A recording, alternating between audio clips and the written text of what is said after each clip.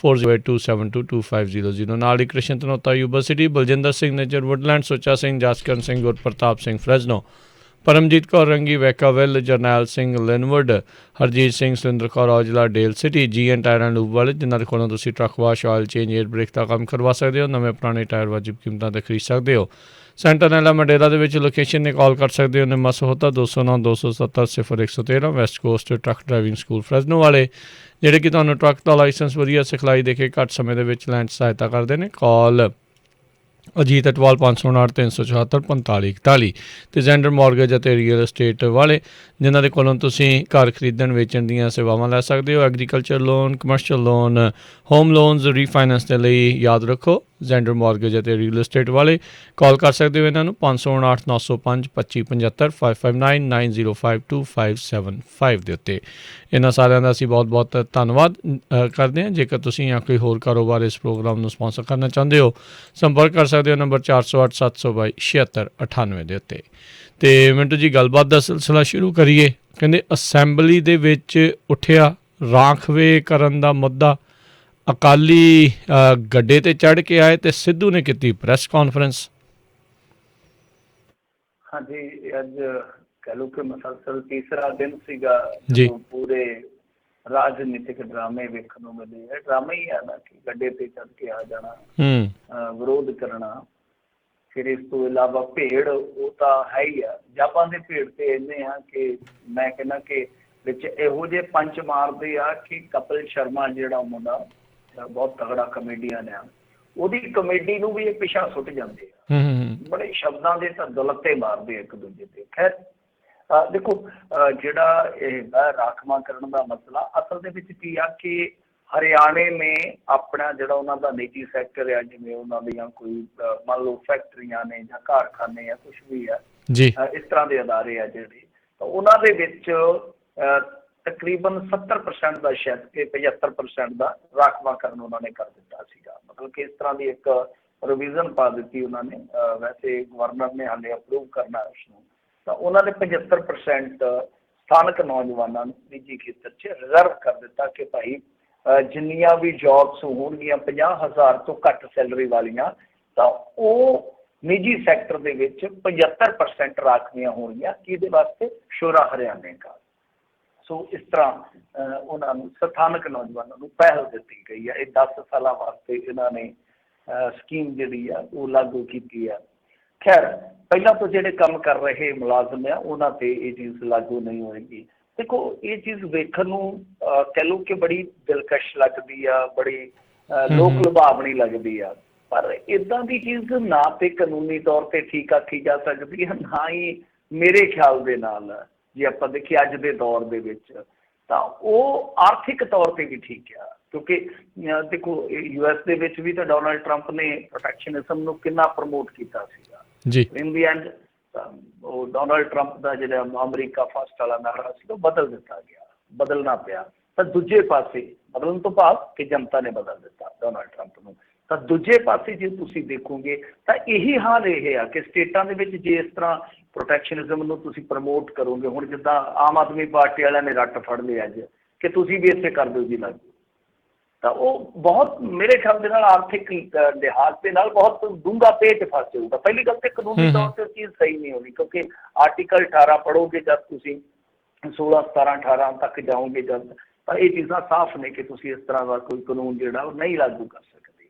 Right to ਇਕੁਅਲਿਟੀ ਜਿਹਨੂੰ ਆਪਾਂ ਕਹਿ ਦਿੰਦੇ ਹਾਂ, ਬਰੋਬਰਤਾ ਵਾਲਾ ਜਿਹੜਾ ਇੱਕ ਪ੍ਰਬੰਧ ਕੀਤਾ ਗਿਆ, ਪ੍ਰੋਵੀਜ਼ਨ ਹੈ ਜਿਹੜੀ ਸੰਵਿਧਾਨ ਦੇ ਵਿੱਚ, ਉਹਨੂੰ ਤੁਸੀਂ ਨਹੀਂ ਬਦਲ ਸਕਦੇ। ਕੱਲ੍ਹ ਨੂੰ ਚੈਲੰਜ ਹੋ ਜਾਏਗਾ ਕਿਤੇ, ਉਹ ਚੀਜ਼ ਉੱਥੇ ਖੜਨੀ ਨਹੀਂ ਹੈ, ਟਿਕਣੀ ਨਹੀਂ ਹੈ। ਤਾਂ ਦੂਜੀ ਗੱਲ ਇਹ ਆ ਕਿ ਦੇਖੋ, ਇਹ ਪਤਾ ਨਹੀਂ ਕਿੰਨੀ ਕੁ ਸਟੱਡੀ ਕਰਦੇ, ਮੈਨੂੰ ਨਹੀਂ ਪਤਾ ਕਿਉਂਕਿ ਮੈਂ ਤਾਂ ਬਹੁਤ ਘੱਟ ਪੜ੍ਹਿਆ ਲਿਖਿਆ ਬੰਦਾ ਵਾਂ, ਪਰ ਇੱਕ ਚੀਜ਼ ਨੂੰ ਸਮਝਣ ਦੀ ਜ਼ਰੂਰਤ ਆ ਕਿ ਜਿਹੜਾ ਅਸਲ ਰਿਜ਼ਰਵੇਸ਼ਨ ਆ, ਜਿਹੜਾ ਕਿ OBC ਨੂੰ ਮਿਲਦਾ, SC ਨੂੰ ਮਿਲਦਾ, ST ਨੂੰ ਮਿਲਦਾ, ਉਹ ਤਾਂ ਹੌਲੀ ਹੌਲੀ ਖਤਮ ਕੀਤਾ ਜਾ ਰਿਹਾ ਵਾ। ਉਹ ਤਾਂ ਹੌਲੀ ਹੌਲੀ, ਮੇਨ ਗੱਲ ਤਾਂ ਉਹ ਕਹਿਣ ਵਾਲੀ ਆ, ਮੇਨ ਗੱਲ ਤਾਂ ਉਹ ਕਰਨ ਵਾਲੀ ਆ ਕਿ ਦੇਖੋ ਜਿਸ ਤਰੀਕੇ ਦੀ ਇਸ ਵੇਲੇ ਚਾਲਬਾਜ਼ੀ ਚੱਲਦੀ ਆ, ਲੈਟਰਲ ਐਂਟਰੀਆਂ ਚੱਲ ਪਈਆਂ, ਜੁਆਇੰਟ ਸੈਕਟਰੀ ਦੇ ਹੁਣ ਰੱਖਣੇ ਉਹਨਾਂ ਨੇ ਮੇਰੇ ਖਿਆਲ ਦੇ ਨਾਲ 30 ਦੇ ਕਰੀਬ, ਉਹਦੇ 'ਚ ਰਿਜ਼ਰਵੇਸ਼ਨ ਹੈ ਨਹੀਂ ਗਾ, ਉਹਦੇ 'ਚ ਰਿਜ਼ਰਵੇਸ਼ਨ ਖਤਮ ਹੈ। ਜਿਹੜੀਆਂ ਇੰਟਰਪੋਲ ਦੀਆਂ ਨੌਕਰੀਆਂ ਸੀਗੀਆਂ ਉਹ ਆਲਮੋਸਟ 50% ਕਰ ਦਿੱਤੀਆਂ। ਕਿੰਨਾ ਵੱਡਾ ਰਿਜ਼ਰਵੇਸ਼ਨ ਉੱਥੇ ਖਤਮ ਹੋ ਗਿਆ।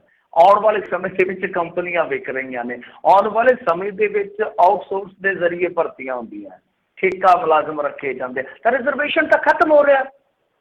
ਅਸਲ ਦੇ ਵਿੱਚ ਜਿਹੜਾ ਅਸਲ ਰਿਜ਼ਰਵੇਸ਼ਨ ਹੈ ਗਰੀਬ ਵਰਗ ਦਾ, ਉਹ ਤਾਂ ਖਤਮ ਹੋ ਰਿਹਾ, ਉਹਦੀ ਗੱਲ ਨਹੀਂ ਕੀਤੀ ਜਾ ਰਹੀ। ਆਹ ਨਵਾਂ ਹੀ ਸਿਆਪਾ ਜਿਹੜਾ ਉਹ ਇਹਨਾਂ ਨੇ ਛੇੜ ਲਿਆ। ਮੇਰੇ ਖਿਆਲ ਦੇ ਨਾਲ ਇਹ ਫਜ਼ੂਲ ਦੀ ਗੱਲ ਆ। ਆਂਧਰਾ ਪ੍ਰਦੇਸ਼ ਨੇ ਵੀ ਇਸ ਤਰ੍ਹਾਂ ਕੀਤਾ ਸੀਗਾ, ਇੱਕ ਹੋਰ ਸਟੇਟ ਵੀ ਤਿਆਰ ਸੀਗਾ, ਇਹਨਾਂ ਨੇ ਹਰਿਆਣੇ ਵਾਲਿਆਂ ਨੇ ਵੀ ਕਰ ਦਿੱਤਾ, ਪਰ ਮੇਰੇ ਖਿਆਲ ਦੇ ਨਾਲ ਕਾਨੂੰਨੀ ਅੜਚਣਾਂ ਆਉਣਗੀਆਂ। ਖੈਰ ਇਹ ਬਹਿਸ ਮੁਬੈਸਾ ਸੀਗਾ ਜਿਹੜਾ ਅੱਜ ਚੱਲਦਾ ਰਿਹਾ। ਤਾਂ ਦੂਸਰੇ ਪਾਸੇ ਜੇ ਆਪਾਂ ਦੇਖੀਏ ਤਾਂ ਜਿਵੇਂ ਅਕਾਲੀ ਦਲ ਗੱਡੇ 'ਤੇ ਚੜ੍ਹ ਕੇ ਅੱਜ ਆਇਆ, ਲੋਕ ਕਹਿੰਦੇ ਸੀਗੇ ਕਿ ਗੱਡੀਆਂ ਤੁਸੀਂ ਜੇ ਨਹੀਂ ਚਲਾਉਣੀਆਂ ਤਾਂ ਫਿਰ ਆਪਣੇ ਪਿੰਡਾਂ ਦੇ ਗਰੀਬ ਗਰੂਬਾਂ ਨੂੰ ਦੇ ਦਿਓ, ਤੁਸੀਂ ਕੀ ਕਰਨੀਆਂ, ਉਹ ਤੁਹਾਡੇ ਕੋਲ ਤਾਂ ਤੇਲ ਨਹੀਂ ਪੂਰਾ ਹੁੰਦਾ। ਆ ਜਿਹੜੀਆਂ ਗੱਡੀਆਂ ਮਜੀਠੀਆ ਸਾਹਿਬ ਦੇ ਕੋਲ ਜਿਹੜੀ ਕੋਈ ਹੋਏਗੀ ਕੋਈ 1 ਲੱਖ 2 ਲੱਖ ਦੀ ਗੱਡੀ ਹੋਣੀ, ਮੈਨੂੰ ਤਾਂ ਕੀਮਤ ਇੰਨੇ ਕੁ ਦੀ ਹੋਣੀ ਹੈ, ਕਿਉਂਕਿ ਗੱਡਾ ਵੀ ਇੰਨੇ ਕੁ ਦਾ ਹੀ ਆਉਂਦਾ ਅੱਜ ਕੱਲ੍ਹ। ਸੋ ਉਹ ਗੱਡੀਆਂ ਜਿਹੜੀਆਂ ਦਾਨ ਕਰ ਦੇਣੀਆਂ ਚਾਹੀਦੀਆਂ, ਇਹਨਾਂ ਨੂੰ ਗੱਡਾ ਹੀ ਰੱਖਣਾ ਚਾਹੀਦਾ, ਗੱਡੇ 'ਤੇ ਚੜ੍ਹ ਕੇ ਰੈਲੀਆਂ ਕਰਨੀਆਂ ਚਾਹੀਦੀਆਂ। ਗੱਡੇ 'ਤੇ ਸੋਹਣੇ ਲੱਗਦੇ ਆ, ਐਡਾ ਕੱਦ ਕਾਠਿਆ ਖੜੇ ਹੁੰਦੇ ਆ, ਤੱਤਾ ਤੱਤਾ ਪੈਰ ਪੈਰ ਬਲਦ ਨੂੰ ਜੇ ਕਰਨ ਤਾਂ ਕਿੰਨਾ ਸੋਹਣਾ ਲੱਗੇਗਾ। ਖੈਰ ਦੇਖੋ ਇਹਨਾਂ ਦਾ ਸਿੰਬੋਲਿਕ ਵਿਰੋਧ ਸੀਗਾ, ਕਹਿੰਦੇ ਕਿ ਤੇਲ ਦੀਆਂ ਕੀਮਤਾਂ ਜਿਹੜੀਆਂ ਸੀ ਉਹ ਘਟਾਈਆਂ ਜਾਣ। ਕਿੱਦਾਂ ਘਟਾਈਆਂ ਜਾਣ? ਵੈਟ ਕੱਟ ਕਰ ਦਿਓ। ਮਤਲਬ ਕੈਪਟਨ ਸਰਕਾਰ ਕੀ ਹੈ ਕਿ ਉਹ ਵੈਟ ਘਟਾਵੇ, ਤਾਂ ਇਹਦੇ ਵਿਰੋਧ ਦੇ ਵਿੱਚ ਇਹਨਾਂ ਨੇ ਵਾਕਆਊਟ ਵੀ ਕੀਤਾ ਔਰ ਇਹਦਾ ਸਾਥ ਵੀ ਦਿੱਤਾ ਅਕਾਲੀ ਦਲ ਦਾ, ਆਮ ਆਦਮੀ ਪਾਰਟੀ ਵਾਲਿਆਂ ਨੇ। ਉਹਨਾਂ ਨੇ ਆਖਿਆ ਕਿ ਵੈਟ ਘੱਟ ਕਰੋ। ਹੁਣ ਦੇਖੋ ਜਿੱਥੋਂ ਤੱਕ ਅਕਾਲੀ ਦਲ ਦੀ ਰਾਜਨੀਤੀ ਦਾ ਸਵਾਲ ਹੈ, ਮੈਂ ਤੁਹਾਡੇ ਸਾਹਮਣੇ ਫੈਕਟ ਰੱਖ ਦਿੰਦਾ, ਤੁਸੀਂ ਆਪ ਹੀ ਦੇਖ ਲਿਓ ਕਿ ਕਿੰਨਾ ਕੁ ਇਹਨਾਂ ਦਾ ਵਿਰੋਧ ਹੈ ਜਿਹੜਾ ਜਾਇਜ਼ ਹੈ। ਹਾਲਾਂਕਿ ਜਾਇਜ਼ ਹੈ, ਉਹਨਾਂ ਦਾ ਅਧਿਕਾਰ ਆ। ਜਦੋਂ ਇਹ ਸੱਤਾ 'ਚ ਆਏ ਸੀ 2007-08 ਦੇ ਵਿੱਚ, ਹਿਸਾਬ ਲਾ ਲਓ ਕਿ ਉਸ ਸਮੇਂ ਜੇ ਤੁਸੀਂ ਵੇਖੋਗੇ ਤਾਂ ਡੀਜ਼ਲ 'ਤੇ 8.8 ਰੁਪਏ ਵੈਟ ਸੀਗਾ। ਜਦ ਇਹ 2016-17 'ਚ ਗਏ ਆ, 2016-17 'ਚ ਗਏ ਆ, ਤਾਂ ਉਸ ਸਮੇਂ ਵੈਟ ਕਿੰਨਾ ਸੀਗਾ? 17%। 17% ਕਿੰਨਾ? ਆਲਮੋਸਟ ਡਬਲ ਕਰਕੇ ਗਏ ਅਕਾਲੀ ਦਲ ਜੀ। ਇਹ ਡੀਜ਼ਲ 'ਤੇ ਜਿਹਦੀ ਖਪਤ ਬਹੁਤ ਜ਼ਿਆਦਾ ਕਿਸਾਨੀ 'ਚ ਹੁੰਦੀ ਆ, ਤਾਂ ਇਹ ਤੁਸੀਂ ਆਪ ਹੀ ਅੰਦਾਜ਼ਾ ਲਾ ਲਓ। ਜਦ ਇਹ ਆਏ ਸਨ ਤਾਂ ਉਸ ਸਮੇਂ ਜਿਹੜਾ ਵੈਟ ਸੀਗਾ ਪੈਟਰੋਲ 'ਤੇ ਉਹ 27.5 ਸੀਗਾ ਜੀ। ਔਰ ਜਦੋਂ ਇਹ ਗਏ ਸੀਗੇ, ਜਿਸ ਵੇਲੇ ਜਾਣਾ ਸੀਗਾ 16-17 ਦਾ ਉਹ ਸਮਾਂ, ਤਾਂ ਤੁਸੀਂ ਹਿਸਾਬ ਲਾ ਲਓ ਕਿ ਉਹ 37% ਸੀਗਾ, ਜਿਹੜਾ ਇੰਡੀਆ ਦੇ ਵਿੱਚ ਟੌਪ ਹਾਈਐਸਟ ਸੀਗਾ। ਤਾਂ ਤੁਸੀਂ ਆਪ ਹੀ ਅੰਦਾਜ਼ਾ ਲਾ ਲਓ ਕਿ ਅੱਜ ਇਹ ਕਹਿੰਦੇ ਕਿ 27% ਜੋ ਪੈਟਰੋਲ 'ਤੇ ਹੈਗਾ। ਵੈਸੇ ਮੇਰਾ ਮੰਨਣਾ ਕਿ ਕੁਝ ਹਿਡਨ ਚਾਰਜਸ ਵਗੈਰਾ ਲਾ ਕੇ ਉਹ 30% ਬਣ ਜਾਂਦਾ ਪੰਜਾਬ ਦਾ। ਪਰ ਤੁਸੀਂ ਜੇ ਦੇਖੋ ਤਾਂ ਇਹ ਖੁਦ ਕਹਿ ਰਹੇ ਸੀ ਅੱਜ ਮਜੀਠੀਆ ਸਾਹਿਬ ਕਿ 27% ਪੈਟਰੋਲ 'ਤੇ ਲਾਇਆ ਤੁਸੀਂ, ਤਾਂ ਉਹ 37 ਰਿਹਾ ਇਹਨਾਂ ਦੇ ਟਾਈਮ ਦੇ ਵਿੱਚ। ਖੈਰ ਇਹ ਸਭ ਕੁਝ ਚੱਲਦਾ ਰਾਜਨੀਤੀ ਦੇ ਵਿੱਚ, ਪਰ ਮੇਨ ਫਿਰ ਉਹੀ ਗੱਲ ਆ ਜਾਂਦੀ ਹੈ ਕਿ ਜਿੱਥੇ ਤੁਸੀਂ ਗੱਲ ਕਰਨੀ ਉਹ ਗੱਲ ਨਹੀਂ ਕਰ ਪਾ ਰਹੇ, ਔਰ ਸਾਡੇ ਵਰਗੇ ਸਧਾਰਨ ਬੰਦੇ ਵੀ ਉਸ ਗੱਲ ਨੂੰ ਸਮਝਦੇ ਆ। ਹੁਣ ਦੇਖੋ 24 ਤਰੀਕ ਨੂੰ ਜਿਹੜਾ ਕੱਚਾ ਤੇਲ ਸੀਗਾ ਉਹ ਹੈਗਾ ਸੀ ਮੇਰੇ ਖਿਆਲ ਦੇ ਨਾਲ $68 ਦੇ ਕਰੀਬ। ਜੇ ਅੱਜ ਤੁਸੀਂ ਦੇਖੋਗੇ ਉਹ $63-64 ਦੇ ਕਰੀਬ ਹੈ। ਮਤਲਬ 10 ਦਿਨ ਦੇ ਵਿੱਚ ਤੇਲ ਦੀਆਂ, ਕੱਚੇ ਤੇਲ ਦੀਆਂ ਕੀਮਤਾਂ ਘੱਟ ਗਈਆਂ $4-5। ਪਰ ਇੱਥੇ ਰੇਟ ਜਿਹੜਾ ਵਾ ਪੈਟਰੋਲ ਦਾ, ਡੀਜ਼ਲ ਦਾ, ਉੱਥੇ ਹੀ ਖਿਲਾਰ ਰੱਖਿਆ। ਮਤਲਬ ਕਿ ਉਹਦੇ 'ਚ ਕੋਈ ਰੈਪ ਨਹੀਂ ਹੈ। ਕੋਈ ਤੁਸੀਂ 25 ਪੈਸੇ 30 ਪੈਸੇ ਕੋਈ 60 ਪੈਸੇ ਥੱਲੇ ਨੂੰ ਲਿਆਉਣਾ ਸ਼ੁਰੂ ਕਰੋ ਜਿਵੇਂ ਵਧਾਇਆ, ਤਾਂ ਤੁਸੀਂ ਆਪ ਅੰਦਾਜ਼ਾ ਲਾ ਲਓ ਕਿ ਜਿਹੜੀ ਮੇਨ ਮੁੱਖ ਤੌਰ 'ਤੇ ਗੱਲ ਜਿਹੜੀ ਕਹਿਣ ਵਾਲੀ ਆ ਉਹ ਨਹੀਂ ਕੀਤੀ ਜਾ ਰਹੀ ਕਿ ਭਾਈ ਓਵਰਆਲ ਹੀ ਰੈਪ ਮਿਲਣੀ ਚਾਹੀਦੀ ਹੈ। ਪਹਿਲਾਂ ਉੱਥੋਂ ਰੈਪ ਮਿਲੇ, ਫਿਰ ਉਸ ਤੋਂ ਬਾਅਦ ਜਿਹੜੀ ਸੈਂਟਰਲ ਐਕਸਾਈਜ਼ ਡਿਊਟੀ ਆ ਉਹਦੇ 'ਚ ਰੈਪ ਮਿਲੇ, ਫਿਰ ਵੈਟ 'ਚ ਰੈਪ ਮਿਲੇ। ਉਹ ਤੁਸੀਂ ਆਪਸ ਦੇ ਵਿੱਚ ਕਰ ਲਓ। ਕਿਉਂਕਿ ਮੈਂ ਤੁਹਾਨੂੰ ਦੱਸਦਾ ਕਿ ਇੱਕ ਹੋਰ ਵੀ ਇੱਕ ਸਟੱਡੀ ਆਈ ਆ ਬੜੀ, ਉਹ ਕਹਿੰਦੇ ਕਿ ਕਮਾਲ ਦੀ, ਵੈਸੇ ਉਹਨਾਂ ਨੇ ਜਿਹੜੀ ਸਟੱਡੀ ਦਿੱਤੀ ਆ ਉਹ ਕਹਿੰਦੇ ਕਿ ਦੇਖੋ 8.5% ਵੀ ਜੇ ਤੁਸੀਂ ਕਟੌਤੀ ਕਰ ਦਿੰਦੇ ਹੋ ਐਕਸਾਈਜ਼ ਦੇ ਵਿੱਚ ਮੌਜੂਦਾ ਸਮੇਂ ਦੇ ਵਿੱਚ, ਕਿ 8.5 ਰੁਪਏ ਜੇ ਤੁਸੀਂ ਐਕਸਾਈਜ਼ ਦੇ ਵਿੱਚ ਕਟੌਤੀ ਕਰ ਦਿਓ, ਤਾਂ ਜਿਹੜਾ ਤੁਹਾਡਾ ਮਾਲੀਆ, ਮਤਲਬ ਕਿ ਜੋ ਤੁਸੀਂ ਇੱਕ ਟੀਚਾ ਫਿਕਸ ਕੀਤਾ ਹੋਇਆ ਕਿ ਇੰਨਾ ਮਾਲੀਆ ਅਸੀਂ ਕਮਾਉਣਾ 3.2 ਲੱਖ ਕਰੋੜ, ਇਹ ਹੋ ਗਿਆ 3,20,000 ਕਰੋੜ ਰੁਪਈਆ ਜਿਹੜਾ ਕਮਾਉਣਾ ਤੁਸੀਂ, ਉਹ ਤੁਹਾਡਾ ਤਾਂ ਵੀ ਪੂਰਾ ਹੋ ਜਾਣਾ। ਤਾਂ ਇਹ ਸਟੱਡੀ ਆ ਗਈ ਆ। ਤਾਂ ਮੁੱਖ ਤੌਰ 'ਤੇ ਇਹੀ ਗੱਲਾਂ ਹੋਣੀਆਂ ਚਾਹੀਦੀਆਂ कि भाई दोवें ही रल के करना, एक्साइज ड्यूटी वो भी घटाउण, ये भी घटाउण, कोई लोकां नूं साह आवे। तो इस तरह तो चलो ठीक है, राजनीति हो सकती है, पर इसका हल नहीं निकलना, क्योंकि खुद इन्होंने भी सरकार इस तरीके नाल ही चलाई है। रही गल सिद्धू साहब की प्रैस कॉन्फ्रेंस की, तो उन्होंने प्रैस कॉन्फ्रेंस करके कुछ मंगा रखिया ने, या कह लो कि कुछ तत्थ रखे, तत्थ वैलिड ने, मैं उन्होंने तत्थां नूं चैलेंज नहीं करूँगा। जो तो उन्होंने दस्या कि किस तरीके दे नाल जो 7वीं सूची दे विच हैगा खेती अधिकार खेत्र, वैसे ये गल्लां तो हुण मेरे ख्याल दे नाल करनियां ਜਿਹੜੀਆਂ वो वाफर जियां गल्लां ही जापदियां, क्योंकि चीज़ां बहुत पहला ही पब्लिक डोमेन दे विच ने, डिस्कोर्स का हिस्सा ने कि किस तरीके दे नाल 7वीं सूची है जी, वो खेती का अधिकार है जिहड़ा स्टेटां नूं दिंदी है। तो 33 एक जो हैगी है विच प्रोविजन, ਉਹਨੂੰ इस्तेमाल करके इन्होंने आइटम 33 ਨੂੰ इस्तेमाल करके वंज ਵਪਾਰ वाला वो मामला ਜਿਹੜਾ ਉਹ हथ विच लैके गैर लोकतांत्रिक तरीके नाल इन्होंने सब कुछ किया वा। उन्होंने मुख तौर पर यह तत्थ रखा। फिर दूजी गल कि MSP ते उन्होंने कहा कि पंजाब सरकार नूं जिहड़ा खास तौर पर एक कानून बनाया जाना चाहिए ताकि फसली विभिन्नता वाल भी जाया जाए। पानी जिहड़ा उन्होंने दस्सिया कि 1 किलो झोना उगाउण वास्ते 5000 लीटर पानी सानू डोलना पैंदा ताकि असी दूसरिया फसलों वाल भी मुड़ीए। मिसाल दी उन्होंने कि दालां जिहड़ियां ने वो असी बाहरों इंपोर्ट करते हैं, जे इत्थे MSP होगी सरकार जिवें इन्हां दे कोल मार्कफेड है, पनसत है, तो उहदे जरिए खरीद शुरू कर देवे तो बहुत हद तक दालां वाले मामले च पंजाब आत्मनिर्भर बन जाएगा। जिवें मोदी साहब कहते हैं ना कि आत्मनिर्भर भारत है, तो उस तरह कहते कि पंजाब भी आत्मनिर्भर हो जाएगा। वैसे गल्लां ठीक ने जे आपां देखीए, पर जमीनी पद्धर ते ये गल्लां लागू कौन करे, ये सब तो वड्डा सवाल है। नाल उन्होंने होर भी गल्लां कहियां, एग्रीकल्चर लेबर बारे भी कहियां, दलितां बारे भी कहियां कि 35 तो 36% आबादी आ वसों आ, जमीन सिर्फ 2% लोगों के कोल ही आ, बाकी मजदूरी करते, इन्हां बारे भी सोचने की जरूरत है। हुण देखो सारिਆਂ ਨੂੰ ਵਿੱਚ रख लिया, कहने का भाव ये हुआ कि सिद्धू ने तकरीबन अपने तरकश के विचों तीर कट दिते आ कि मसला बिल्कुल साफ है, स्पष्ट है कि नवजोत सिंह सिद्धू सरकार नूं, अपनी ही सरकार नूं एक तरह नाल घेर रहे आ। और ये घेराबंदी तुहानूं पता ही है कदों शुरू हुई, आपां उहदे ते पहले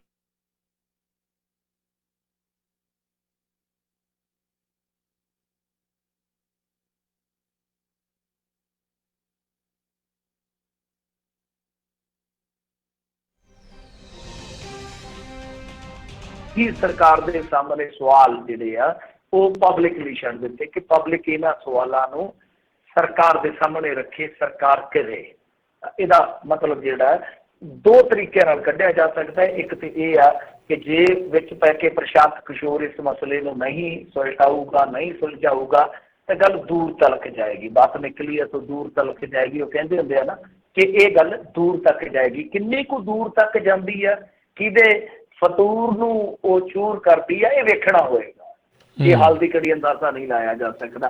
दूजा जिहड़ा इस सारी प्रेस कॉन्फ्रेंस का सिट्टा निकलदा है वो यही है, जे मुख तौर पर तुसीं इस चीज़ को समझना होवे तां वो इहो आ कि आउण वाले समय दे विच बहुत हद तक राजनीति जिहड़ी आ वो खेती ते ही केंद्रित रहेगी पंजाब दी खास तौर पर।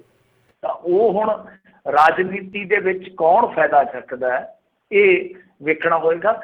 पर जिवें एक प्रशांत किशोर वाला सवाल साडे सामने सी, तो वो भी किते ना किते हल हो गया कि असल दे विच कैप्टन अमरिंदर सिंह भी इसे गल तो ही शायद डरदे आ कि इस खेती अंदोलन दे विचों कोई अल्टरनेटिव पॉलिटिक्स करने वाला धड़ा ना निकल आवे। इसे करके पहला ही प्रबंध कर लिया गया। कुछ चीज़ां जिहड़ियां सिद्धू की प्रेस कॉन्फ्रेंस ने सिद्ध कर दित्तियां, सिद्धियां कर दित्तियां कि आ चीज़ जिहड़ी है वो आने वाले समय दे विच वापर सकती है जी। जी जी बिल्कुल। अगली गल करिए, सोनीपत जेल तो रिहा होए शिव कुमार। हाँ जी, देखो ये बड़ी मैं कहूँगा कि चंगी खबर मिली अकाल सिद्धिया वेले, शाम का वेला सीगा कि शिव कुमार बाहर आ गया। शिव कुमार सब नूं पता ही है कि नवदीप कौर दे नाल ही अरेस्ट होया सी। हालांकि थोड़े दिन बाद अरेस्ट होया सी, पर केस उही सीगा, लड़ाई उही आ, मजदूरां दी लड़ाई आ।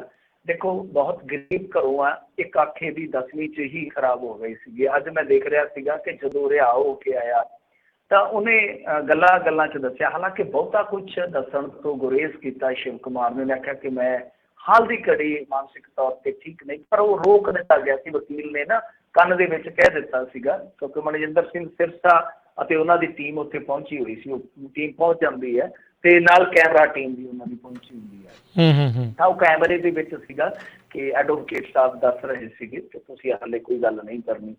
ਤਾਂ ਉਹਨੇ ਕੋਈ ਬਹੁਤੀ ਗੱਲ ਖੋਲ ਕੇ ਨਹੀਂ ਕੀਤੀ ਸ਼ਿਵ ਕੁਮਾਰ ਨੇ, ਪਰ ਉਹਨੇ ਇਹ ਕਿਹਾ ਕਿ ਜਿਹੜਾ ਮੈਨੂੰ ਚਸ਼ਮਾ ਲੱਗ ਗਿਆ, ਉਹ ਚਸ਼ਮਾ ਵੀ ਤਕਰੀਬਨ 16 ਦਿਨ ਬਾਅਦ ਦਿੱਤਾ ਗਿਆ। ਪੁਲਿਸ ਨੇ ਚਸ਼ਮਾ ਨਹੀਂ ਦਿੱਤਾ। ਉਹਨੂੰ ਦੇਖਣ ਦੇ ਵਿੱਚ ਵੀ ਮੁੰਡੇ ਨੂੰ ਬੜੀ ਦਿੱਕਤ ਹੈ, ਕਿਉਂਕਿ ਮੈਂ ਜਿਵੇਂ ਤੁਹਾਨੂੰ ਦੱਸਿਆ ਕਿ 10ਵੀਂ ਦੇ ਵਿੱਚ ਹੀ ਉਹਦੀ ਇੱਕ ਅੱਖ ਜਿਹੜੀ ਆ ਖਰਾਬ ਹੋ ਗਈ। ਉਹਨੂੰ ਦੀਦਾ ਕੋ ਨਹੀਂ ਗਾ ਇੱਕ ਅੱਖ ਤੋਂ, ਤੇ ਇੱਕ ਅੱਖ ਨਾਲ ਹੀ ਉਹ ਵਹਿੰਦਾ ਆ। ਤਾਂ ਦੂਸਰੇ ਪਾਸੇ ਅੱਜ ਵੀ ਜਦੋਂ ਉਹ ਬਾਹਰ ਆਇਆ, ਵੇਖੋ ਪੁਲਿਸ ਦੀ ਜ਼ਿਆਦਤੀ। ਮਨਜਿੰਦਰ ਸਿੰਘ ਸਿਰਸਾ ਦੱਸ ਰਹੇ ਸੀਗੇ ਕਿ ਅਸੀਂ ਗਏ ਹਾਂ, ਅਸੀਂ ਆਖਿਆ ਕਿ ਮੁੰਡੇ ਨੂੰ ਅਸੀਂ ਗੱਡੀ ਤੇ ਲੈ ਜਾਂਦੇ ਹਾਂ, ਤੇ ਕਿਉਂਕਿ ਜੇਲ੍ਹ ਦੀ ਜਿਹੜੀ ਮੁੱਖ ਡਿਊਟੀ ਹੁੰਦੀ ਹੈ ਉਹਦੇ ਤੋਂ ਕਈ ਵਾਰ ਜਿਹੜੀ ਬਾਹਰਲੀ ਬਾਉਂਡਰੀ ਹੁੰਦੀ ਹੈ, ਬਾਹਰਲਾ ਮੁੱਖ ਗੇਟ ਹੁੰਦਾ, ਉਹਦੀ ਦੂਰੀ ਜੇਲ੍ਹਾਂ ਦੇ ਹਿਸਾਬ ਨਾਲ ਕਈ ਵਾਰ ਵਾਹਵਾ ਬਣ ਜਾਂਦੀ ਹੈ, ਤੇ ਇਹਦੀ 700-800 ਮੀਟਰ ਦੂਰੀ ਦੱਸੀ ਜਾਂਦੀ ਹੈ। ਤੇ ਕਹਿੰਦੇ ਨਹੀਂ ਜੀ ਅਸੀਂ ਗੱਡੀ ਤੇ ਉਹਨੂੰ ਛੱਡ ਦਿਆਂਗੇ, ਬਾਹਰ ਪਹੁੰਚਾ ਦਿਆਂਗੇ। ਪਰ ਕਿਉਂਕਿ ਉਹਦਾ ਫ੍ਰੈਕਚਰ ਆ, ਉਹਦੇ ਉੱਤੇ ਪਲਸਟਰ ਲੱਗਿਆ ਹੋਇਆ, ਇਹ ਕਹਿੰਦੇ ਕਿ ਅਸੀਂ ਬਾਹਰ ਡਿੱਗਦੇ ਹਾਂ, ਤਾਂ ਇਹਨੂੰ ਉੱਦਾਂ ਹੀ ਕੱਢ ਦਿੱਤਾ ਗਿਆ ਕਿ ਲੈ ਭਾਈ ਆਪੇ ਰੜ ਕੇ ਤੁਰ ਕੇ ਚੱਲ ਜਾ। ਉਹ ਕਹਿੰਦੇ ਕਿ ਭਲਾ ਹੋਵੇ ਇੱਕ ਭਲੇ ਮਾਨਸ ਪੁਲਿਸੀਏ ਦਾ ਜਿਹਨੇ ਉੱਥੇ ਆਪਣੀ ਸਕੂਟੀ 'ਤੇ ਬਿਠਾ ਕੇ ਇਹਨੂੰ ਬਾਹਰ ਕੱਢ ਛੱਡਿਆ। ਦੇਖੋ ਪੁਲਿਸ ਦੀ ਜਾਤੀ ਕਿਸ ਤਰੀਕੇ ਦੀ ਆ। ਤਾਂ ਇਸ ਮਾਮਲੇ ਦੇ ਵਿੱਚ ਹੁਣ ਦੇਖੋ ਠੀਕ ਹੈ, ਸ਼ਿਵ ਕੁਮਾਰ ਪ੍ਰੈਸ ਕਾਨਫਰੰਸ ਕਰਨਗੇ ਨਵਦੀਪ ਕੌਰ ਦੇ ਵਾਂਗੂ, ਉਹ ਦੱਸਣਗੇ ਕਿ ਉਹਨਾਂ ਦੇ ਨਾਲ ਕੀ ਕੀ ਬੀਤੀ ਆ। ਪਰ ਇਹ ਤਾਂ ਸਾਫ਼ ਹੈ, ਸਪਸ਼ਟ ਆ ਕਿ ਉਹਨਾਂ ਦੇ ਨਹੁੰ ਜਿਹੜੇ ਆ ਖਿੱਚੇ ਗਏ, ਪਲਸਤਰ ਲੱਗਾ ਹੋਇਆ। ਔਰ ਇਹ ਗੱਲ ਮੈਂ ਆਪਣੇ ਕੋਲੋਂ ਨਹੀਂ ਕਹਿ ਰਿਹਾ, ਡਾਕਟਰੀ ਮੁਲਾਜ਼ੇ ਦੇ ਵਿੱਚ ਇਸ ਗੱਲ ਦੀ ਪੁਸ਼ਟੀ ਹੋ ਚੁੱਕੀ ਹੈ। ਹਾਲਾਂਕਿ ਹਾਈ ਕੋਰਟ ਨੇ ਇਹ ਕਿਹਾ ਸੀਗਾ ਕਿ ਇਹਨੂੰ ਦਾਖਲ ਕਰਵਾਇਆ ਜਾਵੇ, ਪਰ ਇਹਨਾਂ ਨੇ ਸਿਰਫ ਮੁਲਾਜ਼ਾ ਹੀ ਕਰਾਇਆ ਜੇਲ੍ਹ ਪ੍ਰਬੰਧਨ ਨੇ। ਪਰ ਜੋ ਵੀ ਆ ਹੁਣ ਹੌਲੀ ਹੌਲੀ ਇਸ ਕੇਸ ਦੇ ਵਿੱਚ ਹੋ ਸਕਦਾ ਕਿ ਇਨਸਾਫ ਮਿਲ ਜਾਵੇ, ਉਸ ਪਾਸੇ ਨੂੰ ਗੱਲ ਤੁਰ ਪਵੇ। ਤਾਂ ਉਹਦੇ ਵਾਸਤੇ ਮਨਜਿੰਦਰ ਸਿੰਘ ਸਿਰਸਾ ਹੋਰਾਂ ਦਾ ਰੋਲ ਅਹਿਮੀਅਤ ਰੱਖਦਾ, ਕਿਉਂਕਿ ਕਿਤੇ ਇਹ ਨਾ ਹੋਵੇ ਕਿ ਫੋਟੋ ਸੈਸ਼ਨ ਕਰਾ ਲਿਆ, ਚਲੋ ਬੱਲੇ ਬੱਲੇ ਖੱਟ ਲਈ। ਸਾਡੇ ਅੱਗੇ ਵੀ ਕਹਿੰਦੇ ਆ ਕਿ ਹਾਂਜੀ ਭਾਈ ਸਿਰਸਾ ਸਾਹਿਬ ਨੇ ਚੰਗਾ ਕੰਮ ਕੀਤਾ, ਬਹੁਤ ਵਧੀਆ ਕੰਮ ਕੀਤਾ, ਨੇਕ ਉਦਮ ਕੀਤਾ। ਜੋ ਪਿੱਛੇ ਹੋਇਆ ਮਨਜਿੰਦਰ ਸਿੰਘ ਸਿਰਸਾ ਦਾ ਰਾਜਨੀਤਿਕ ਸਫ਼ਰ ਹੈ ਜਿਹੜਾ, ਉਹਨੂੰ ਇੱਕ ਪਾਸੇ ਰੱਖ ਦਈਏ। ਪਰ ਅੱਜ ਦੀ ਘੜੀ ਮਨਜਿੰਦਰ ਸਿੰਘ ਸਿਰਸਾ ਭੱਜ ਦੌੜ ਕੇ ਜਿੰਨੀ ਕੁ ਕਰਦੇ ਪਏ ਆ ਉਹ ਦਰੁਸਤ ਆ ਭਾਈ। ਪਰ ਕੱਲ੍ਹ ਨੂੰ ਇਹ ਨਾ ਹੋਵੇ ਕਿ ਇਹਨਾਂ ਦੀ ਕੇਸ ਦੀ ਕੋਈ ਪੈਰਵਾਈ ਨਾ ਕਰੇ। ਤਾਂ ਪੈਰਵਾਈ ਫੁੱਲ ਰੱਖਣੀ ਚਾਹੀਦੀ ਆ ਜਦ ਤੱਕ ਜਸਟਿਸ ਨਹੀਂ ਮਿਲਦਾ, ਇਨਸਾਫ ਨਹੀਂ ਮਿਲਦਾ। ਕਿਉਂਕਿ ਸਾਫ਼ ਤੌਰ 'ਤੇ ਆ ਕਿ ਕਸਟਡੀ ਦੇ ਵਿੱਚ ਨਾ ਸਿਰਫ ਨਵਦੀਪ ਦੇ ਨਾਲ ਜਿੱਦਾਂ ਕਹਿ ਲਈਏ ਕਿ ਮਾੜਾ ਵਰਤਾਓ ਕੀਤਾ ਗਿਆ, ਦੁਰਵਿਹਾਰ ਕੀਤਾ ਗਿਆ, ਬਲਕਿ ਕੁੱਟਮਾਰ ਜਿਹੜੀ ਹੈ ਉਹ ਸ਼ਿਵ ਕੁਮਾਰ ਦੇ ਨਾਲ ਪੁਸਤਕ ਰੂਪ ਦੇ ਵਿੱਚ ਸਾਹਮਣੇ ਆ ਚੁੱਕੀ ਕਿ ਹੋਈ ਆ।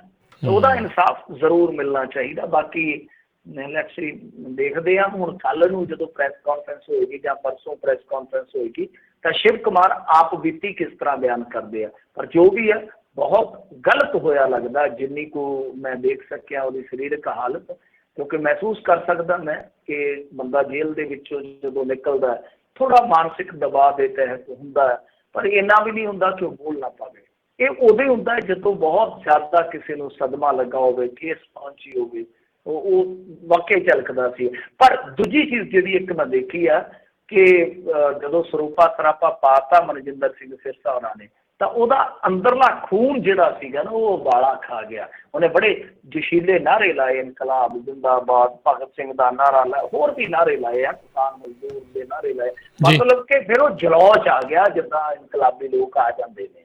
ਇਹ ਬਹੁਤ ਜਜ਼ਬਾਤੀ ਹੁੰਦੇ ਆ, ਬਹੁਤ ਜੋਸ਼ੀਲੇ ਹੁੰਦੇ ਆ। ਤਾਂ ਉਹ ਜੋਸ਼, ਉਹ ਜਜ਼ਬਾਤ, ਉਹ ਅਹਿਸਾਸ, ਉਹ ਇੱਕ ਤਰ੍ਹਾਂ ਨਾਲ ਕਹਿ ਲਓ ਕਿ ਜਿਸ ਤਰੀਕੇ ਦੀ ਐਨਰਜੀ ਦਿਖਾਉਂਦੇ ਆ, ਉਹ ਸਾਰਾ ਕੁਛ ਦਿਖਾ ਦਿੱਤਾ ਸ਼ਿਵ ਕੁਮਾਰ ਨੇ ਕਿ ਜੇਲ੍ਹ ਨੇ ਉਹਦੇ ਅੰਦਰ ਦਾ ਕਣ ਖਤਮ ਨਹੀਂ ਕੀਤਾ, ਉਹ ਕਣ ਹਾਲੇ ਵੀ ਜਿਉਂਦਾ ਹੈ। ਜੀ ਜੀ ਬਿਲਕੁਲ। ਅਗਲੀ ਜਿਹੜੀ ਗੱਲ ਕਰੀਏ 26 ਜਨਵਰੀ ਦਾ ਜਿਹੜਾ ਇਹ ਮਾਮਲਾ ਆ, ਹਾਈ ਕੋਰਟ ਦਾ ਹੁਕਮ ਨਵਰੀਤ ਦੀ ਪੋਸਟਮਾਰਟਮ ਰਿਪੋਰਟ ਪੇਸ਼ ਕਰੇ ਪੁਲਿਸ। हाँ जी, देखो नवनीत का मामला सबनों पता ही है ना कि कोर्ट के विच चला गया सी। सरदार हरदीप सिंह ढिबडुबा जिहड़े इन्हां दे दादा जी सी, जी जी तां ओह इस मामले नूं हाई कोर्ट तक लैके गए ने। तां हुण हाई कोर्ट ने ये जिहड़ी पोस्टमार्टम की रिपोर्ट सी ओह तलब कीती आ, क्योंकि मसला तां सबनों पता ही है कि नवनीत नूं गोली लगी है, उहदा परिवार दावा करदा, पर दिल्ली पुलिस मुकर गई और ਜਿਹੜਾ ਪੋਸਟਮਾਰਟਮ ਹੋਇਆ ਉਹ ਵੀ ਕਿਤੇ ਨਾ ਕਿਤੇ ਸ਼ੱਕ ਦੇ ਘੇਰੇ ਦੇ ਵਿੱਚ ਸੀ, ਸਵਾਲਾਂ ਦੇ ਘੇਰੇ ਦੇ ਵਿੱਚ ਸੀ। ਤਾਂ ਹੁਣ ਉਮੀਦ ਕਰਦੇ ਹਾਂ ਕਿ ਜਦੋਂ ਪੋਸਟਮਾਰਟਮ ਦੀ ਰਿਪੋਰਟ ਉੱਥੇ ਦਾਖਲ ਹੋਏਗੀ, ਕਿਉਂਕਿ ਪਹਿਲਾਂ ਮੇਰੇ ਖਿਆਲ ਦੇ ਨਾਲ ਪੋਸਟਮਾਰਟਮ ਦੀ ਰਿਪੋਰਟ ਇਹਨਾਂ ਨੇ ਮੁਹੱਈਆ ਨਹੀਂ ਕਰਵਾਈ, ਖਾਸ ਤੌਰ 'ਤੇ ਜਿਹੜੇ ਸਰਕਾਰੀ ਵਕੀਲ ਸੀਗੇ, ਤਾਂ ਸਥਾਈ ਵਕੀਲ ਜਿਨ੍ਹਾਂ ਨੂੰ ਆਪਾਂ ਕਹਿ ਲਈਏ ਸਰਕਾਰ ਦੇ, ਦਿੱਲੀ ਸਰਕਾਰ ਦੇ ਜਿਹੜੇ ਸਥਾਈ ਵਕੀਲ ਹੈ, ਤਾਂ ਉਹਨਾਂ ਨੇ ਮੰਗੀ ਸੀਗੀ, ਤਾਂ ਉਹਨਾਂ ਨੂੰ ਇਹਨਾਂ ਨੇ ਮੁਹੱਈਆ ਨਹੀਂ ਕਰਵਾਈ। ਵੀਡੀਓ ਵੀ ਮੇਰੇ ਖਿਆਲ ਦੇ ਨਾਲ ਕਿਹਾ ਸੀਗਾ ਕਿ ਮੁਹੱਈਆ ਕਰਵਾਓ, ਐਕਸਰੇ ਪਲੇਟ ਵੀ ਮੁਹੱਈਆ ਕਰਾਓ, ਤਾਂ ਉਹ ਸਾਰੀਆਂ ਚੀਜ਼ਾਂ ਮੁਹੱਈਆ ਨਹੀਂ ਸਨ ਕਰਵਾਈਆਂ ਗਈਆਂ। ਤਾਂ ਹੁਣ ਹਾਈ ਕੋਰਟ ਨੇ ਇਹ ਚੀਜ਼ਾਂ ਤਲਬ ਕੀਤੀਆਂ ਨੇ, ਉਹਨਾਂ ਦੇ ਵਿੱਚ ਪੋਸਟਮਾਰਟਮ ਰਿਪੋਰਟ ਜਿਹੜੀ ਆ ਉਹ ਮੁੱਖ ਤੌਰ 'ਤੇ ਇੱਧਰ ਨੂੰ ਤਲਬ ਕੀਤੀ ਗਈ ਆ। ਉਹ ਦੇਖੋ ਜਦੋਂ ਆਏਗੀ ਤਾਂ ਉਹਦੇ ਵਿੱਚ ਕੀ ਆਉਂਦਾ ਕੀ ਨਹੀਂ ਆਉਂਦਾ, ਪਰ ਇੱਕ ਤਰ੍ਹਾਂ ਨਾਲ ਕਹਿ ਲਓ ਕਿ ਆਸ ਜ਼ਰੂਰ ਬੱਝੀ ਆ ਕਿ ਇਸ ਮਾਮਲੇ ਦੇ ਵਿੱਚ ਘੱਟੋ ਘੱਟ ਹੁਣ ਸੁਣਵਾਈ ਤਾਂ ਹੋਊਗੀ ਨਾ, ਘੱਟੋ ਘੱਟ ਇੱਕ ਜ਼ਿਰਾ ਤਾਂ ਹੋਏਗੀ ਅਦਾਲਤ ਦੇ ਵਿੱਚ, ਅਦਾਲਤੀ ਚੌਕਠੇ ਦੇ ਵਿੱਚ ਪੱਖ ਤਾਂ ਰੱਖੇ ਜਾਣਗੇ ਨਾ, ਤੱਥ ਤਾਂ ਰੱਖੇ ਜਾਣਗੇ, ਤਸੱਲੀ ਤਾਂ ਹੋਏਗੀ ਨਾ ਕਿ ਹਾਂ ਭਾਈ ਸਾਡਾ ਪੱਖ ਨਹੀਂ ਸੁਣਿਆ ਗਿਆ। ਤਾਂ ਦੇਖਦੇ ਹਾਂ, ਇਹ ਮਾਮਲਾ ਵੀ ਕਾਫੀ ਜ਼ਿਆਦਾ ਗੰਭੀਰ ਆ, ਸੰਵੇਦਨਸ਼ੀਲ ਆ, ਪਰ ਜੇ ਇਨਸਾਫ ਇਸ ਮਾਮਲੇ 'ਚ ਹੋ ਜਾਂਦਾ ਤਾਂ ਮੇਰੇ ਖਿਆਲ ਦੇ ਨਾਲ ਥੋੜ੍ਹੀ ਬਹੁਤ ਰਿਆਇਤ ਜਿਹੜੀ ਹੈ, ਥੋੜ੍ਹੀ ਬਹੁਤ ਰਾਹਤ ਜਿਹੜੀ ਹੈ ਉਹ ਇਸ ਪਰਿਵਾਰ ਨੂੰ ਜ਼ਰੂਰ ਹੋਏਗੀ। ਦੂਜੀ ਗੱਲ ਇਹ ਆ ਕਿ ਜਿੱਦਾਂ ਤੁਸੀਂ 26 ਜਨਵਰੀ ਦਾ ਜ਼ਿਕਰ ਕੀਤਾ, ਦੇਖੋ ਪੁਲਿਸ ਕੀ ਖੇਡਾਂ ਖੇਡਦੀ ਪਈ ਆ। ਅੱਜ ਮੈਂ ਦੇਖਦਾ ਪਿਆ ਸੀਗਾ ਇੱਕ ਨਿਊਜ਼, ਉਹਦੇ ਵਿੱਚ ਇਹ ਆ ਕਿ ਜਿਹੜੀ ਉਸ ਸਮੇਂ ਵਾਇਲੈਂਸ ਹੋਈ ਹੈ 26 ਜਨਵਰੀ ਨੂੰ, ਜਿਹਨੂੰ ਆਪਾਂ ਮੰਦਭਾਗੀ ਘਟਨਾ ਵੀ ਕਹਿੰਦੇ ਆ ਕਿ ਨਹੀਂ ਸੀ ਹੋਣਾ ਚਾਹੀਦਾ ਸਾਰਾ ਕੁਝ ਜੋ ਕਾਰਾ ਉੱਥੇ ਹੋਇਆ, ਪਰ ਉਹਦੇ ਵਿੱਚ ਹੁਣ ਕਰ ਕੀ ਰਹੇ ਆ ਕਿ ਇੱਕ ਕਿਸਾਨ ਜਗੀਰ ਸਿੰਘ ਜਿਨ੍ਹਾਂ ਦੀ ਮੌਤ 31 ਦਸੰਬਰ ਨੂੰ ਹੋ ਚੁੱਕੀ ਆ, ਮਤਲਬ 31 ਦਸੰਬਰ ਨੂੰ ਮੌਤ ਹੋ ਗਈ, ਇਹਦਾ ਭਾਵ ਇਹ ਆ ਕਿ 26-27 ਦਿਨ ਬਾਅਦ ਇਹ ਸਾਰਾ ਘਟਨਾਕ੍ਰਮ ਵਾਪਰਦਾ ਹੈ। ਤਾਂ ਉਸ ਮਰੇ ਬੰਦੇ ਨੂੰ ਵੀ ਇਹਨਾਂ ਨੇ ਨੋਟਿਸ ਕਰ ਦਿੱਤਾ ਕਿ ਆ ਕੇ ਇਨਵੈਸਟੀਗੇਸ਼ਨ 'ਚ ਸ਼ਾਮਲ ਹੋ। ਉਹ ਪਤਾ ਨਹੀਂ ਉਦੋਂ ਤਸ਼ਤਰੀ 'ਚ ਬਹਿ ਕੇ ਆਊਗਾ ਦਿੱਲੀ ਪੁਲਿਸ ਹੈਡਕੁਆਟਰ ਦੇ ਵਿੱਚ ਕਿ ਆਓ ਜੀ ਮੈਂ ਤੁਹਾਡੀ ਇਨਵੈਸਟੀਗੇਸ਼ਨ 'ਚ ਸ਼ਾਮਲ ਹੋ ਗਿਆ, ਕਿਤੇ ਮੇਰਾ ਆਧਾਰ ਕਾਰਡ ਹੀ ਕੈਂਸਲ ਨਾ ਕਰ ਦੇਵੇ ਮੋਦੀ ਸਰਕਾਰ, ਇਹੀ ਹੋ ਸਕਦਾ। ਸੋ ਇਹ ਦੇਖ ਲਓ ਇਹਨਾਂ ਦੀ ਕਿਸ ਤਰ੍ਹਾਂ ਦੀ ਕਾਰਜਸ਼ੈਲੀ ਹੈ ਦਿੱਲੀ ਪੁਲਿਸ ਦੀ, ਕਿ ਕਿਸਾਨਾਂ ਨੂੰ ਤੰਗ ਕਰਨ ਵਾਸਤੇ ਇਹ ਵੀ ਨਹੀਂ ਵੇਖਿਆ ਜਾ ਰਿਹਾ ਕਿ ਕੋਈ ਇਸ ਸੰਸਾਰ ਦੇ ਵਿੱਚ ਹੈ ਵੀ ਹੈ ਜਾਂ ਨਹੀਂ ਹੈ। ਦੇਖ ਲਓ ਜੀ ਜੀ। ਅਗਲੀ ਜਿਹੜੀ ਗੱਲ ਕਰੀਏ ਮਿੰਟੂ ਜੀ, ਭਾਰਤੀ ਭਾਈਚਾਰੇ ਦੇ ਵਿੱਚ ਖੇਤੀ ਕਾਨੂੰਨਾਂ ਨੂੰ ਲੈ ਕੇ ਬਾਹਰ ਦੇ ਮੁਲਕਾਂ ਦੇ ਵਿੱਚ ਵੀ ਤਣਾਅ ਹੈ। ਹਾਂਜੀ ਦੇਖੋ, ਇਹ ਇੱਕ ਵੀਡੀਓ ਅੱਜ ਪਤਾ ਨਹੀਂ ਤੁਹਾਡੇ ਤਾਂ ਮੇਰੇ ਨਾਲ ਪਹੁੰਚ ਗਈ ਹੋਣੀ ਹੈ, ਪਰ ਸਾਡੇ ਮੀਡੀਆ 'ਚ ਅੱਜ ਆਈ ਆ, ਜਿਹੜਾ ਕਿ ਆਸਟ੍ਰੇਲੀਆ ਦੇ ਵਿੱਚ ਮੇਰੇ ਖਿਆਲ ਦੇ ਨਾਲ ਕੋਈ ਨਿਊਜ਼ 7 ਟੈਲੀਵਿਜ਼ਨ ਚੈਨਲ ਆ, ਤਾਂ ਉਹਨੇ ਇਹ ਦਿਖਾਈ ਹੈ CCTV ਫੁਟੇਜ, ਬੜੀ ਹੈਰਾਨ ਕਰਦੀ ਹੈ ਕਿ ਕੁਝ ਸਿੱਖ ਨੌਜਵਾਨ ਜਾ ਰਹੇ ਸੀਗੇ ਇੱਕ ਕਾਰ ਦੇ ਵਿੱਚ, ਤਾਂ ਇੱਕ ਗਰੁੱਪ ਨੇ, ਇੱਕ ਸਮੂਹ ਨੇ, ਇਹਨਾਂ ਨੂੰ ਆਪਾਂ ਕਹਿ ਲਈਏ ਕਿ ਗੁੰਡਾ ਸਮੂਹ ਕੋਈ ਹੋਊਗਾ, ਤਾਂ ਉਹਨਾਂ ਨੇ ਬੇਸਬਾਲ ਦੇ ਜਿਹੜੇ ਬੈਟ ਹੁੰਦੇ ਆ ਇਹ ਲੈ ਕੇ, ਹਥੌੜੇ ਲੈ ਕੇ ਹਮਲਾ ਕੀਤਾ। ਚਲੋ ਤੇ ਵਧੀ ਸੀਗੀ ਉਹਨਾਂ ਦੀ ਕਿ ਉਹ ਕਾਰਕੂਰ ਕੱਢ ਕੇ ਫੁੱਲ ਲੈ ਗਏ, ਪਰ ਕਾਰ ਦਾ ਦੱਸਦੇ ਆ ਕਿ $10,000 ਦਾ ਨੁਕਸਾਨ ਹੋਇਆ। ਇਹ ਸਿਡਨੀ ਦੀ ਘਟਨਾ ਦੱਸੀ ਗਈ ਆ। ਤੇ ਉਸ ਤੋਂ ਬਾਅਦ ਇੱਕ ਹੁਣ ਇਹ ਵੀ ਖਬਰ ਆ ਰਹੀ ਹੈ ਸਾਡੇ ਇੰਡੀਆ ਦੇ ਮੀਡੀਆ ਦੇ ਸੋਰਸਸ ਤਾਂ ਇਹ ਵੀ ਦੱਸਦੇ ਆ ਪਿਛਲੇ ਹਫ਼ਤੇ ਵੀ ਇਸ ਤਰ੍ਹਾਂ ਦਾ ਕੋਈ ਇੱਕ ਹਮਲਾ ਜਿਹੜਾ ਉੱਥੇ ਹੋਇਆ ਵਾ। ਤਾਂ ਕਹਿਣ ਦਾ ਭਾਵ ਇਹੋ ਆ ਕਿ ਜਿਸ ਤਰ੍ਹਾਂ ਦਾ ਉੱਥੇ ਦਾ ਮੀਡੀਆ ਦੱਸ ਰਿਹਾ ਹੈ, ਰਿਪੋਰਟ ਕਰ ਰਿਹਾ ਹੈ, ਉਹ ਇਹੋ ਹੀ ਜੋੜਦੇ ਆ ਕਿ ਕਿਤੇ ਨਾ ਕਿਤੇ ਜਿਹੜੀ ਇਹ ਘਟਨਾ ਘਟੀ ਆ ਸਿਡਨੀ ਦੇ ਪੱਛਮੀ ਇਲਾਕੇ ਦੇ ਹੈਲਸ ਪਾਰਕ ਦੇ ਵਿੱਚ, ਤਾਂ ਇਹਦਾ ਜਿਹੜਾ ਜੁੜਾਵ ਹੈ ਜਾਂ ਇਹਦਾ ਜਿਹੜਾ ਕਾਰਨ ਹੈ ਜਾਂ ਪਿਛੋਕੜ ਹੈ, ਉਹ ਜਿਹੜਾ ਐਜੀਟੇਸ਼ਨ ਚੱਲ ਰਿਹਾ, ਜਿਹੜਾ ਚਲੰਤ ਕਿਸਾਨੀ ਘੋਲ ਹੈ, ਉਹੀ ਹੈ ਕਿ ਗਰੁੱਪਿਜ਼ਮ ਬਣ ਗਿਆ ਭਾਰਤੀ ਭਾਈਚਾਰੇ ਦੇ ਵਿੱਚ। ਇਹ ਦੋ ਗਰੁੱਪ ਬਣ ਗਏ, ਇੱਕ ਪ੍ਰੋ ਗੌਰਮੈਂਟ, ਇੱਕ ਐਂਟੀ ਗੌਰਮੈਂਟ ਤੁਸੀਂ ਕਹਿ ਸਕਦੇ ਹੋ, ਇੱਕ ਕਿਸਾਨ ਪੱਖੀ ਤਾਂ ਇੱਕ ਕਹਿ ਸਕਦੇ ਹੋ ਕਿ ਸਰਕਾਰ ਪੱਖੀ। ਤਾਂ ਇਹ ਲੜਾਈ ਜਿਹੜੀ ਆ ਹੁਣ ਸੜਕਾਂ 'ਤੇ ਵੀ ਆ ਗਈ ਔਰ ਹਿੰਸਕ ਰੂਪ ਧਾਰਨ ਕਰ ਗਈ ਹੈ। ਇਹ ਚਿੰਤਾਜਨਕ ਗੱਲ ਆ। ਵੈਸੇ ਦੇਖੋ ਦੋਨਾਂ ਹੀ ਭਾਈਚਾਰਿਆਂ ਨੂੰ चाहे कोई भी ਆਪਾਂ ਲੈ ਲਈਏ, ਦੋ ਵਰਗ ਚਾਹੇ ਲੈ ਲਈਏ, ਚਾਹੇ ਦੋ ਗਰੁੱਪ ਲੈ ਲਈਏ, ਕਿਸੇ ਨੂੰ ਵੀ ਆਪਾਂ ਕਹਿਣਾ ਹੋਵੇ ਤਾਂ ਅਪੀਲ ਹੀ ਕਰ ਸਕਦੇ ਹਾਂ ਕਿ ਘੱਟੋ ਘੱਟ ਜੇ ਵਿਰੋਧ ਕਰਨਾ ਹੈ ਤਾਂ ਉਹ ਵਿਚਾਰਾਂ ਤੱਕ ਹੀ ਰੱਖੋ, ਤਲਵਾਰਾਂ ਤੱਕ ਨਾ ਕੱਢੋ, ਕਿਉਂਕਿ ਉਹਦੇ ਵਿੱਚ ਦੋਨਾਂ ਹੀ ਧਿਰਾਂ ਦਾ ਨੁਕਸਾਨ ਆ। ਹੁਣ ਪਤਾ ਨਹੀਂ ਉਹ ਗਰੁੱਪ ਕੌਣ ਆ, ਵੈਸੇ ਇੱਥੇ ਤਾਂ ਉਮੀਦ ਕੀਤੀ ਜਾ ਸਕਦੀ ਹੈ ਕਿ ਆਈਡੈਂਟੀਫਾਈਡ ਕਰ ਲਏ ਜਾਣਗੇ ਬੰਦੇ, ਜਿਸ ਤਰ੍ਹਾਂ CCTV ਹੈ।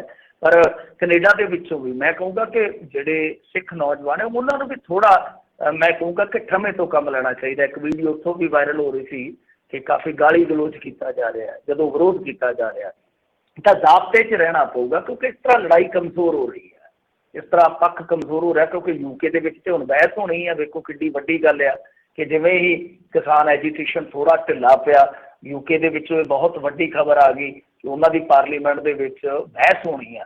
ਸੋ ਇਹ ਚੀਜ਼ਾਂ ਜਿਹੜੀਆਂ ਉਹ ਟਾਲਣੀਆਂ ਚਾਹੀਦੀਆਂ, ਜਿੰਨੀਆਂ ਵੀ ਟਲ ਸਕਦੀਆਂ, ਜਿੰਨੀਆਂ ਵੀ ਕੀ ਸਾਰੀਆਂ ਹੀ ਟਾਲਣੀਆਂ ਚਾਹੀਦੀਆਂ। ਹਾਂ, ਵਿਰੋਧ ਆ ਜਿਹੜਾ ਉਹ ਆਪਣਾ ਥਾਟਸ ਦਾ ਹੋਣਾ ਚਾਹੀਦਾ, ਵਿਚਾਰਾਂ ਦਾ ਹੋਣਾ ਚਾਹੀਦਾ, ਆਪਣੇ ਓਪੀਨੀਅਨ ਜਿਹੜੇ ਆ ਉਹ ਭਿੜਾਉਣੇ ਚਾਹੀਦੇ ਇੱਕ ਦੂਸਰੇ ਨਾਲ, ਕਿਉਂ ਕੱਟਣੀਆਂ, ਪਰ ਆਹ ਕਸਰ ਨਹੀਂ ਕੱਟਣੀ ਚਾਹੀਦੀ। ਜੇ ਇਸ ਤਰ੍ਹਾਂ ਹਮਲੇ ਹੋਣੇ ਸ਼ੁਰੂ ਹੋ ਗਏ ਗਰੁੱਪ ਬਣਾ ਕੇ, ਤਾਂ ਅੱਜ ਸਿੱਖ ਨੌਜਵਾਨਾਂ 'ਤੇ ਹੋਇਆ, ਕੱਲ੍ਹ ਨੂੰ ਫਿਰ ਜੇ ਕਿਤੇ ਕੋਈ ਉਹ ਚੱਕ ਕੇ ਇੱਧਰ ਨੂੰ ਆ ਗਏ ਤਾਂ ਫਿਰ ਪਿੱਟਣਗੇ ਇਹ ਫਲਾਣੇ ਅੱਤਵਾਦੀ ਆ, ਧਮਕਾਣੇ ਅੱਤਵਾਦੀ ਆ। ਸੋ ਇੱਥੋਂ ਤੱਕ ਗੱਲਾਂ ਨਹੀਂ ਜਾਣੀਆਂ ਚਾਹੀਦੀਆਂ, ਦੋਨਾਂ ਹੀ ਪਾਸਿਓਂ ਠਰਮੇ ਤੋਂ ਕੰਮ ਲੈਣਾ ਚਾਹੀਦਾ। ਹਾਂ, ਆਪੋ ਆਪਣੀ ਵਿਚਾਰਧਾਰਾ, ਆਪੋ ਆਪਣੀ ਆਈਡੀਓਲੋਜੀ, ਆਪੋ ਆਪਣੇ ਵਿਚਾਰ ਜਿਹੜੇ ਆ ਜਾਂ ਆਪੋ ਆਪਣਾ ਜਿਹੜਾ ਪੱਖ ਹੈ ਬਰਕਰਾਰ ਰਹਿਣਾ ਚਾਹੀਦਾ ਔਰ ਠੋਕ ਕੇ ਰੱਖਣਾ ਚਾਹੀਦਾ। ਜੀ, ਹੁਣ ਤੁਸੀਂ ਦੇਖੋ ਵੀ ਇੱਥੇ ਜਿਹੜੇ ਕਿਸਾਨ ਆ ਉਹ ਵਿਰੋਧ ਕਰਨ ਵਾਲੇ ਆ, ਹਿੰਦੂ ਵੀ ਆ, ਸਿੱਖ ਵੀ ਆ, ਮੁਸਲਿਮ ਵੀ ਆ, ਸਾਰੇ ਵੀ ਆ। ਕੈਨੇਡਾ ਵਿੱਚ ਵਾਲੇ ਆਖਦੇ ਆ ਵੀ ਅਸੀਂ ਗੁਰਦੁਆਰਿਆਂ ਦੇ ਬਾਹਰ ਜਾ ਕੇ ਜਿਹੜਾ ਪ੍ਰਦਰਸ਼ਨ ਕਰਨਾ ਆ। ਇੱਥੇ ਜਿਹੜੇ ਆ ਆਸਟ੍ਰੇਲੀਆ ਅਤੇ ਨਿਊਜ਼ੀਲੈਂਡ ਦੇ ਵਿੱਚ ਵੀ ਇੱਦਾਂ ਦੀਆਂ ਖਬਰਾਂ ਆਈਆਂ ਸੀ। ਇਹ ਵੀ ਗੁਰਦੁਆਰੇ ਉਹ ਵੀ ਗਲਤ ਆ। ਉਹ ਵੀ ਜਿਹੜੇ ਹਿੰਦੂ ਭਾਈਚਾਰੇ ਦੇ ਲੋਕ ਆ ਜਾਂ ਮੋਦੀ ਸਮਰਥਕ ਆ, ਉਹਨਾਂ ਦੇ ਜਿਹੜੇ ਮੋਹਤਬਾਰ ਆ, ਉਹਨਾਂ ਦੇ ਵਡੇਰੇ ਆ ਜਿਹੜੇ, ਉਹਨਾਂ ਨੂੰ ਕਹਿਣਾ ਚਾਹੀਦਾ ਹੈ ਗਲਤ ਆ, ਇਹ ਗਲਤ ਆ। ਜੇ ਉਹ ਗਲਤ ਕਰਦੇ ਤੇ ਇਹ ਤਾਂ ਉਕਸਾਉਣ ਵਾਲੀ ਗੱਲ ਆ ਕਿ ਦੇਖੋ ਤੁਸੀਂ ਵਿਰੋਧ ਕਰਨਾ, ਸੜਕਾਂ ਥੋੜ੍ਹੀਆਂ ਨੇ ਤੁਹਾਡੇ, ਤਾਂ ਇੱਥੇ ਮੈਨੂੰ ਲੱਗਦਾ ਜਨਤਕ ਥਾਵਾਂ ਬਣੀਆਂ ਜਿੱਥੇ ਜਾ ਕੇ ਤੁਸੀਂ ਪ੍ਰੋਟੈਸਟ ਕਰ ਸਕਦੇ ਹੋ। ਤਾਂ ਧਾਰਮਿਕ ਸਥਾਨਾਂ ਦੇ ਅੱਗੇ ਜਾਣ ਦਾ ਕੀ ਮਤਲਬ ਹੈ? ਪਰ ਇਹ ਜ਼ਰੂਰ ਵੈਰੀਫਾਈਡ ਹੋਣੀਆਂ ਚਾਹੀਦੀਆਂ ਨੇ ਚੀਜ਼ਾਂ ਕਿ ਵਾਕਿਆ ਹੀ ਕੋਈ ਗਰੁੱਪ ਇਸ ਤਰ੍ਹਾਂ ਦਾ ਕਰ ਰਿਹਾ ਹੈ ਜਾਂ ਕੋਈ ਅੱਗੋਂ ਏਜੰਸੀਆਂ ਵੀ ਕੋਈ ਕਾਰਸਤਾਨੀ ਤਾਂ ਨਹੀਂ ਹੈ ਕਿ ਫਾਟਕ ਹੋਰ ਵੀ ਬਹਿਰਾ ਕੀਤਾ ਜਾਵੇ। ਬਿਲਕੁਲ ਜੀ, ਇਹ ਹੁਣ ਬਾਹਰੋਂ ਉੱਥੇ ਹਿੰਦੂ ਮੁਸਲਿਮ ਜਿਹੜਾ ਉਹਨਾਂ ਨੇ ਕਰਨ ਦੀ ਕੋਸ਼ਿਸ਼ ਕੀਤੀ ਹੈ, ਹਿੰਦੂ ਸਿੱਖ ਕਰਨ ਦੀ ਕੋਸ਼ਿਸ਼ ਕੀਤੀ ਆ, ਉੱਥੇ ਤਾਂ ਬਚਾ ਰਿਹਾ ਆ। ਹੁਣ ਇਹ ਬਾਹਰੋਂ ਜਿਹੜੀ ਉਹ ਟਰਾਈ ਕਰ ਰਿਹਾ ਵੀ ਇੱਥੋਂ ਜਿਹੜਾ ਇਸ ਪਾਸੇ ਵੱਲ ਨੂੰ ਗਲਤ ਹੋ ਰਿਹਾ। ਸਿਆਣੀ ਗੱਲ ਹੈ, ਸਿਆਣੀ ਗੱਲ ਹੈ। ਇੱਥੇ ਤਾਂ ਵੇਖ ਲਓ ਇਹਨਾਂ ਦਾ ਏਜੰਡਾ ਨਹੀਂ ਚੱਲਿਆ ਜਦੋਂ ਇਹਨਾਂ ਨੇ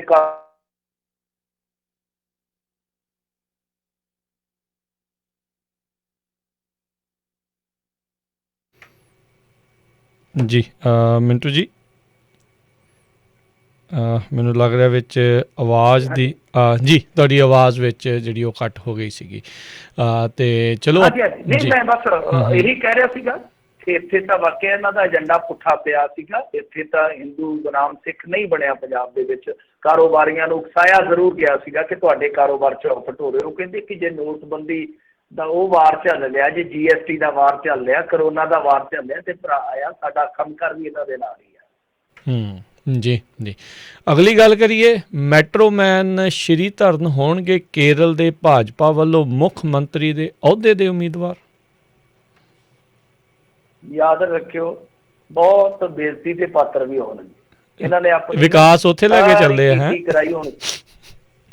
ਹਾਂਜੀ, ਇਹ ਸਾਰਾ ਵਿਕਾਸ ਕੇਰਲ ਦੇ ਵਿੱਚ ਲੈ ਕੇ ਚੱਲੇ ਤੇ ਵਿਕਾਸ ਦਾ ਵਿਨਾਸ਼ ਹੋ ਜਾਣਾ ਉੱਥੇ। ਮੈਟਰੋਮੈਨ ਹੈ ਸ਼੍ਰੀਧਰਨ, ਬਹੁਤ ਵੱਡਾ ਨਾਮ ਸੀਗਾ ਜੀ, ਬਹੁਤ ਵੱਡਾ ਨਾਮ ਸੀ। ਪਰ ਰਾਜਨੀਤੀ ਕਿੱਥੇ ਜਿਨ੍ਹਾਂ ਦੇ ਹੱਡਾਂ 'ਚ ਰਚੀ ਹੋਵੇ। 88 ਸਾਲ ਦੀ ਉਮਰ ਦੇ ਵਿੱਚ ਭਾਰਤੀ ਜਨਤਾ ਪਾਰਟੀ ਜੁਆਇਨ ਕਰ ਲਈ ਸੋ ਤੇ ਮੁੱਖ ਚਿਹਰੇ ਬਣ ਗਏ। ਚਲੋ ਮੁਬਾਰਕਬਾਦ ਆ, ਬੜੀ ਮੈਂ ਤੇ ਰਿਸਪੈਕਟ ਕਰਦਾ। ਬੰਦੇ ਬਹੁਤ ਧਾਕੜ ਨੇ, ਬਹੁਤ ਪ੍ਰਾਪਤੀਆਂ ਨੇ। ਪਰ ਰਾਜਨੀਤੀ ਦੇ ਵਿੱਚ ਜਦੋਂ ਬੰਦਾ ਚੱਲ ਜਾਂਦਾ ਫਿਰ ਤੁਹਾਨੂੰ ਪਤਾ ਹੀ ਕਿ ਉਹ ਇੱਕ ਰਾਜਨੀਤਿਕ ਤੌਰ ਤੇ ਹੀ ਵੇਖਿਆ ਜਾਂਦਾ ਕਿ ਰਾਜਨੀਤਿਕ ਬੰਦਾ ਆ। ਤਾਂ ਖੈਰ ਇਹਨਾਂ ਨੂੰ ਮੁੱਖ ਮੰਤਰੀ ਦਾ ਉਮੀਦਵਾਰ ਐਲਾਨ ਦਿੱਤਾ। ਸੋ ਉਮੀਦਵਾਰ ਹੀ ਐਲਾਨ ਦਿੱਤਾ, ਉਮੀਦਵਾਰ ਹੀ ਰਹਿ ਜਾਣਾ ਇਹਨਾਂ ਨੇ, ਕਿਉਂਕਿ ਕੇਰਲ ਦੇ ਵਿੱਚ ਸਭ ਨੂੰ ਪਤਾ ਆ ਕਿ ਇਹਨਾਂ ਦਾ ਵੱਟਿਆ ਕੁਛ ਨਹੀਂ ਜਾਣਾ। ਪਰ ਤੁਸੀਂ ਵੇਖੋ ਕਮਾਲ ਦੀ ਗੱਲ ਆ, ਉਹ ਜਿਵੇਂ ਕਹਿੰਦੇ ਹੁੰਦੇ ਆ ਕਿ ਨਿਯਮ ਉਦੋਂ ਤੱਕ ਨਿਯਮ ਰਹਿੰਦੇ ਆ ਜਦੋਂ ਤੱਕ ਹਾਕਮ ਨੂੰ ਉਹਨਾਂ ਨਿਯਮਾਂ ਤੋਂ ਖਤਰਾ ਨਹੀਂ ਹੁੰਦਾ। ਤੋ ਇਹ ਉਹੀ ਲੋਕ ਆ, ਜਿਵੇਂ ਹੁਣ ਮੈਂ ਤੁਹਾਨੂੰ ਇੱਕ ਉਮਰ ਕੋਟ ਕਰਕੇ ਦੱਸੀ ਹੈ ਨਾ ਉਹਨਾਂ ਦੀ 88 ਸਾਲ, ਜੀ ਜੀ, ਤੇ ਯਾਦ ਨਹੀਂ ਆਇਆ ਤੁਹਾਨੂੰ ਕਿ 75 ਦਾ ਤਾਂ ਇਹਨਾਂ ਨੇ ਉਹ ਰੱਖਿਆ ਸੀਗਾ ਕੈਪ ਕਿ ਹਾਂ ਭਾਈ ਉਦੋਂ ਬਾਅਦ ਮਾਰਗਦਰਸ਼ਨ ਮੰਡਲ ਚ ਸੁੱਟ ਦੇਣਾ। ਉਹ ਮੁਰਲੀ ਮਨੋਹਰ ਜੋਸ਼ੀ ਵੀ ਸੁੱਟ ਕੱਟਿਆ, ਉਹ ਅਡਵਾਨੀ ਵੀ ਸੁੱਟ ਕੱਟਿਆ, ਫਿਰ 3-4 ਦੀ ਹੋਰ ਬਲੀ ਲੈ ਲਈ, ਨਜ਼ਮਾ ਹੈਫਤੁੱਲਾ, ਕਲਰਾਜ ਮਿਸ਼ਰ, ਕਿਹੜੇ ਕਿਹੜੇ ਮੈਂ ਨਾਂ ਗਿਣਾਵਾਂ। ਮਤਲਬ ਕਿ ਉਹ ਇੱਕ ਜਿੱਦਾਂ ਕਹਿ ਲਓ ਕਿ ਕੱਢਣੇ ਤਾਂ ਮੱਖਣ ਚੋਂ 2-3 ਵਾਲ ਸੀਗੇ, ਨਾਲ ਮਾੜੇ ਮੋਟੇ ਜਿਹੜੇ ਮੱਛਰ ਮੁੱਛਰ ਡਿੱਗੇ ਸੀ ਉਹ ਵੀ ਚੱਕਦੇ। ਪਰ ਹੁਣ ਕਿਉਂਕਿ ਖੁਦ ਜਿਹੜੇ ਮਾਨਯੋਗ ਪ੍ਰਧਾਨ ਸੇਵਕ ਨਰਿੰਦਰ ਦਮੋਦਰ ਦਾਸ ਮੋਦੀ ਹੈ ਜਿਹੜੇ, ਇਹ ਵੀ ਤੇਜ਼ੀ ਨਾਲ ਉਸ ਉਮਰ ਵੱਲ ਵੱਧ ਰਹੇ ਆ, ਤਾਂ ਫਿਰ ਉਹੀ ਮੈਂ ਜਿਵੇਂ ਗੱਲ ਕਹੀ ਹੈ ਕਿ ਕਿਤੇ ਨਾ ਕਿਤੇ ਜਦੋਂ ਖੁਦ ਹਾਕਮ ਨੂੰ ਲੱਗਦਾ ਹੈ ਕਿ ਇਸ ਨਿਯਮ ਤੋਂ ਮੈਨੂੰ ਖਤਰਾ, ਫਿਰ ਉਹ ਨਿਯਮ ਹੌਲੀ ਹੌਲੀ ਟੁੱਟਣੇ ਸ਼ੁਰੂ ਹੋ ਜਾਂਦੇ ਆ। ਉਹ ਨਿਯਮ ਟੁੱਟਦਾ ਲੱਗਦਾ। ਯੇਦੀਯੁਰੱਪਾ ਵੀ ਇਹਦੀ ਇੱਕ ਮਿਸਾਲ ਆ ਕਿ ਯੇਦੀਯੁਰੱਪਾ ਜਿਹੜਾ ਉਹ 75 ਤੋਂ ਪਾਰ ਆ, ਪਰ ਉਹਨੂੰ ਹਟਾ ਨਹੀਂ ਰਹੇ ਕਿਉਂਕਿ ਉਹ ਲੰਗਾਇਤ ਭਾਈਚਾਰੇ ਤੋਂ ਆ। ਉੱਥੇ ਇਹਨਾਂ ਨੂੰ ਪਤਾ ਕਿ ਜੇ ਉਹ ਬੰਦਾ ਲਾਇਆ ਉੱਥੇ ਵੀ ਕੰਮ ਪੁੱਠਾ ਪੈ ਜਾਣਾ। ਮਸਾ ਤੇ ਉਹਨੂੰ ਗੱਡੀ ਤੇ ਬਿਠਾਇਆ, ਮਸਾ ਤੇ ਉੱਥੇ ਮਲਾਈ ਤੇ ਕਾੜਨੀ ਦੇ ਦੁਆਲੇ ਬੈਠੇ ਆ। ਜੀ ਜੀ ਬਿਲਕੁਲ। ਤੇ ਮਿੰਟੂ ਜੀ ਬਹੁਤ ਬਹੁਤ ਧੰਨਵਾਦ, ਤੁਸੀਂ ਸਾਡੇ ਨਾਲ ਜਿਹੜੇ ਇਹਨਾਂ ਖਬਰਾਂ ਬਾਰੇ ਜਾਣਕਾਰੀ ਦਿੱਤੀਆਂ। ਮਿਲਦੇ ਹਾਂ ਜੀ ਅਗਲੀ ਵਾਰ। ਸਤਿ ਸ਼੍ਰੀ ਅਕਾਲ ਜੀ। ਸਤਿ ਸ਼੍ਰੀ ਅਕਾਲ ਜੀ। ਤੇ ਸਰੋਤਿਓ, ਇੱਥੇ ਹੀ ਸਾਡਾ ਅੱਜ ਦਾ ਇਹ ਪ੍ਰੋਗਰਾਮ ਸਮਾਪਤ ਆ। ਮਿਲਦੇ ਹਾਂ ਅਗਲੀ ਵਾਰ। ਤੱਕ ਨਹੀਂ, ਮੇਰੇ ਵੱਲੋਂ ਵੀ ਤੁਹਾਨੂੰ ਸਭ ਨੂੰ ਪਿਆਰ ਸਤਿਕਾਰ ਸਨਿੱਕੀ ਜਿਹੀ ਸਤਿ ਸ਼੍ਰੀ ਅਕਾਲ। ਜਿਉਂਦੇ ਵਾਸਤੇ ਰਹੋ, ਹੱਸਦੇ ਖੇਡਦੇ ਰਹੋ, ਸੁਣਦੇ ਰਹੋ ਜੀ ਪੰਜਾਬੀ ਰੇਡੀਓ USA। ਜੀ ਤੇ ਸਰੋਤਿਓ, ਇੱਥੇ ਹੀ ਸਾਡਾ ਅੱਜ ਦਾ ਇਹ ਪ੍ਰੋਗਰਾਮ ਸਮਾਪਤ ਆ। ਮਿਲਦੇ ਹਾਂ ਅਗਲੀ ਵਾਰ। ਤੱਕ ਨਹੀਂ, ਮੇਰੇ ਵੱਲੋਂ ਵੀ ਤੁਹਾਨੂੰ ਸਭ ਨੂੰ ਪਿਆਰ